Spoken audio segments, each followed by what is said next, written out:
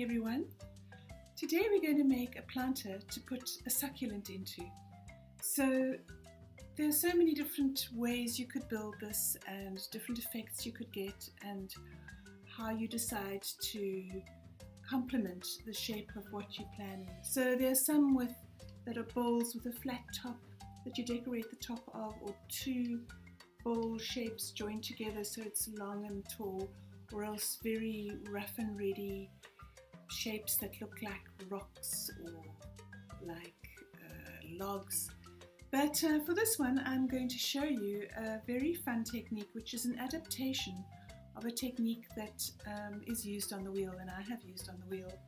I made this one like that. All you do is you make a cylinder and then you texture it and then you stretch it from the inside so that your design that you've got gets stretched. So the technique I'm going to show you is a version of coiling. It's using flattened strips of clay that you work up in a cylindrical form very, very quickly, and without having to smooth them too much. You'll see it's a very fun, different technique which you can apply to other building projects that you may have. So I'm trying to give you all the different ways that you can work with clay, different techniques of building and decorating. I hope you enjoy it. Try this technique. You'll find it very exciting.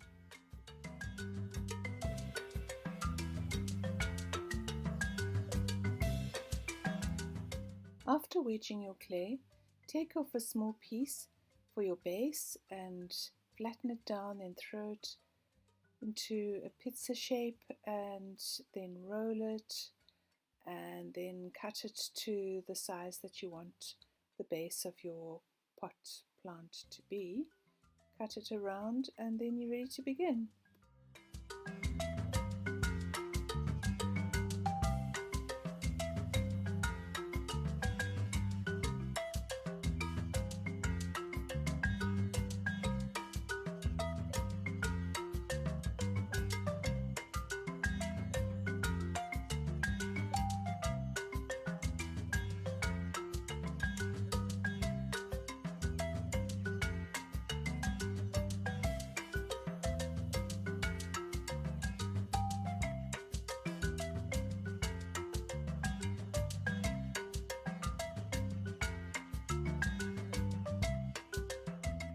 For the building process, tear off big chunks of clay and work them roughly into a coil in the air with your two hands, and then roll them on a slightly dampened surface until they're about as thick as a thick sausage, and then you can pick them up and throw them down. You can pat them first, then pick them up and throw them down on both sides, or just like that. And it doesn't matter if they're very rough and if they're all different sizes, but get a whole lot of them prepared.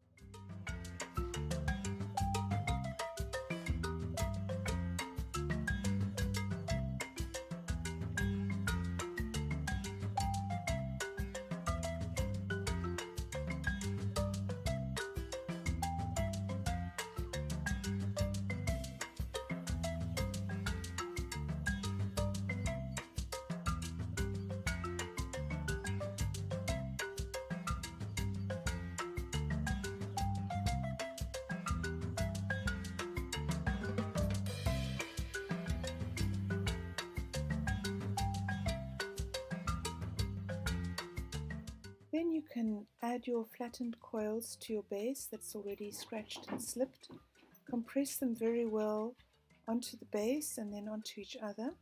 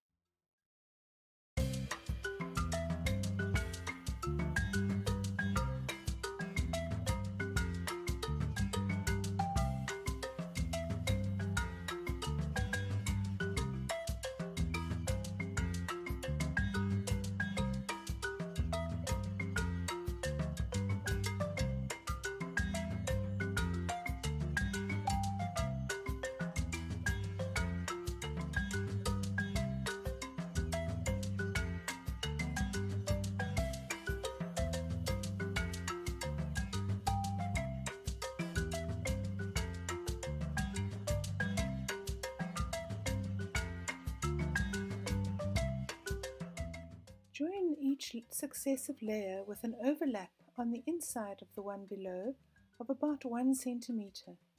Hold the one side of the slab with your one hand and press very, very firmly with the other hand, not leaving any gap between each press mark so that the whole slab is joined very well to the whole of the slab below. And then just press very firmly to overlap the ends.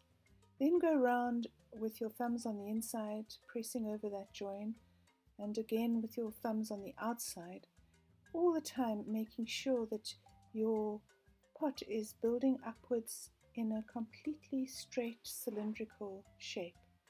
If you notice it's going out at all or bulging, then correct it by squashing it back in and then continue on the upward path.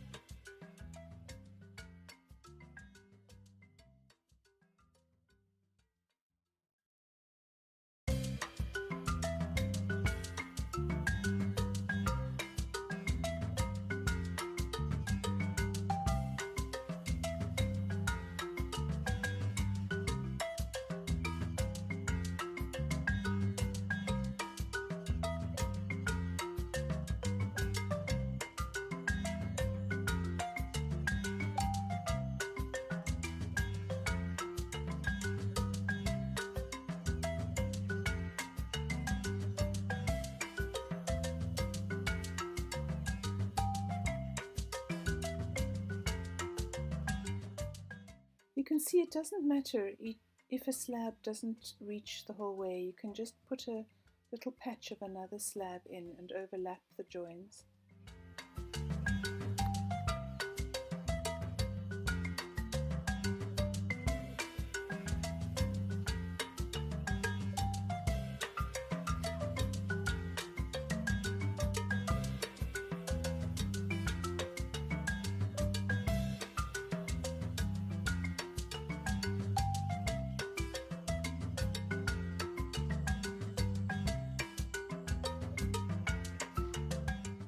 With 5 layers of slab, I've gone as high as I wish to go, so I'm going to spend a bit of time compressing those joins further and smoothing it and making sure that it's in an upright cylindrical shape with straight sides to it.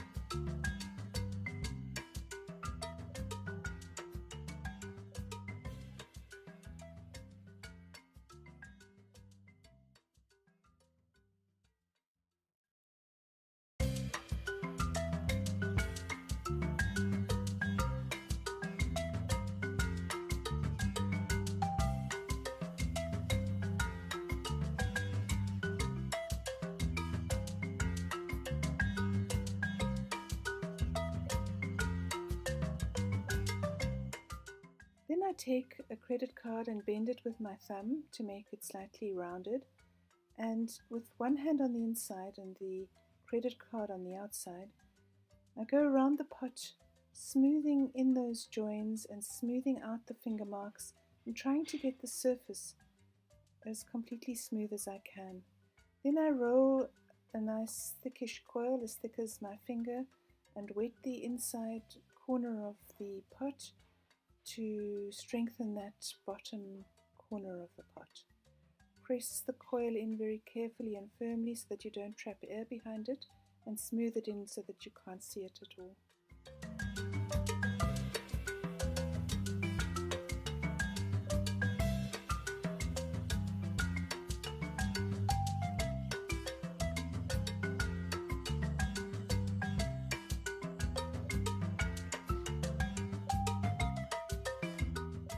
I'm taking a nice cheese grater to press some texture in, but other textural tools are sneaker soles of, the undersides of boots and shoes, and car mats, and hessian, and thick lace, anything that will give it a little bit of a dent on the inside that will then stretch when we do the next process.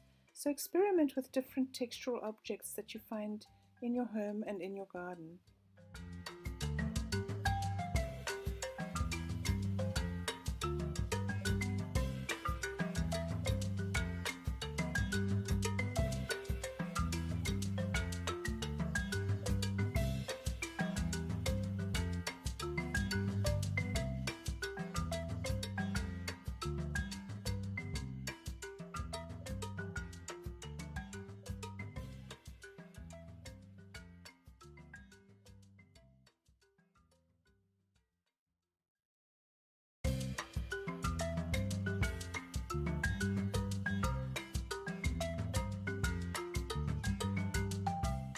Scratching with a fork or stamping with a stamp also gives very dramatic stretch marks, but don't ever go deeper than about a third of the way through the wall of the clay.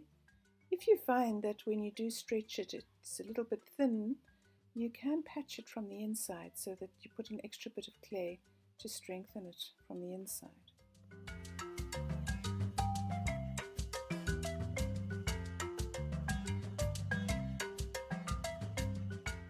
Then go round and round with your credit card, your cut credit card or your kidney, and stretch it, carefully holding the rim of the pot so that it stays rounded at the top. And don't do the stretching all in one go. Go around a few times. The final stretching I did too soon. I would suggest that if you want to go a little bit more dramatically, you should do this amount of stretching as you see there now, and then leave it for about an hour, and then do the next final stretching. Then your clay will be more self-supporting.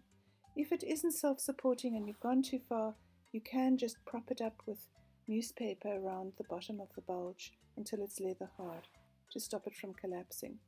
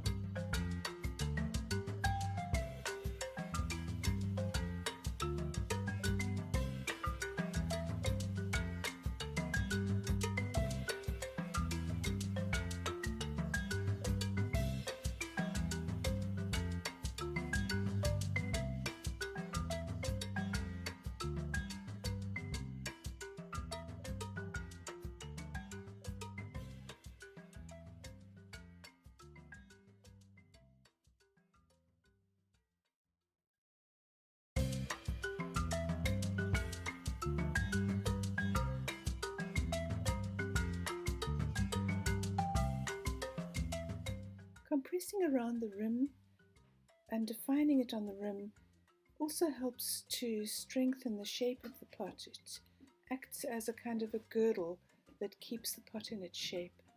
But once you feel it's starting to collapse a little bit and it's a little bit wobbly, just leave it until it's leather hard, and then there's a lot more you can still do on it.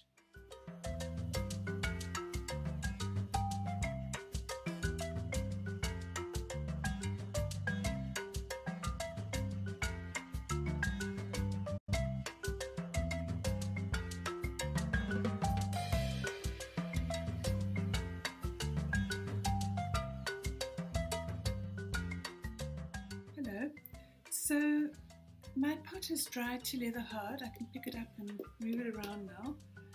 When I did this bulging out thing to stretch the design, I found that it was starting to collapse around the outside here. So I shoved some of these vermiculite filled stockings around the outside here just to hold it up. But you could put in rice bags or lentil bags or newspaper rolled up just to support it if you do go beyond where you should go. It's just that I got carried away because it's so exciting to see how design stretches when you do that. So now at this point that it's leather hard, I can work on my rim. I could just draw a line and cut it nice and straight, and then scratch and slip and add another coil and give it some definition that way. But I'm rather enjoying a kind of a more rough organic look. I had thought of tearing off the top, but I thought right now I might just, after smoothing it like this, I might just squash it and give it a slightly sort of pinched edge. I thought that might be quite nice with a succulent. So this pot can then be a cache pot, which means it hides your pot that you've got your succulent in and it catches the water, or it can be a pot itself. But if you're going to plant directly into your pot, you must give it many drainage holes because succulents like good drainage. So that's the next thing you need to do. So because this clay is quite leather hard, it's kind of broken a bit on this edge. I need to redefine that if I don't want that broken edge. Sometimes it's quite nice to work with little cracks and make them part of your decoration. But you see, if I just press it nice and hard, I can get rid of those little cracks where it did open up. And then you can also check the inside, just check that it's all looking okay, and check your rim. I'm going to put it gently upside down. Check down the bottom here. Go run around with your thumb to make sure it's well smoothed, and the bottom, check there's nothing there, put your name on it. And at this point I'm going to make some holes. I'm going to make 5 holes, one in the middle and on sides. You can use a drill bit for this. I'm using an actual ceramic hole cutter. It's just a tube with a little bit cut off the side. And then smooth that off and then check that it's nice on the inside, not all messed up. And then your little pot is ready to put your succulent in. It's quite nice now that you've got this surface to rub some oxide in once it's bisque-fired. So oxides or colours, you could put colour on and rub it off and it will emphasize it. Or like with this one, this is iron oxide with another glaze over the top. So that's also one that's been stretched, but this one was made on the wheel. So there are many ways that you can further your decoration and plan it. And I'm very keen to see what you come up with. I hope you enjoy it.